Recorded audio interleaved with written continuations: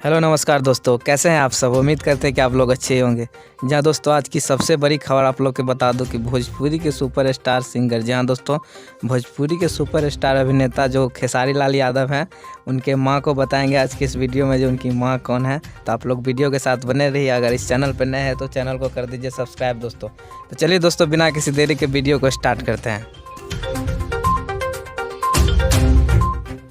दोस्तों बता दूं कि भोजपुरी के सुपरस्टार सिंगर, जी हाँ दोस्तों, भोजपुरी के सुपरस्टार अभिनेता खेसारी लाल यादव का आप लोग बहुत अच्छी तरह से जानते होंगे। जी हाँ दोस्तों, खेसारी लाल यादव भोजपुरी के सुपरस्टार सिंगर में से एक माने जाते हैं। और बता दूं दोस्तों कि खेसारी लाल यादव की मां कौन है। जी हाँ दोस्तों, आप लोग वीडियो स्क्रीन पर देख रहे होंगे। जी हाँ दोस्तों, यही है खेसारी लाल यादव की मां।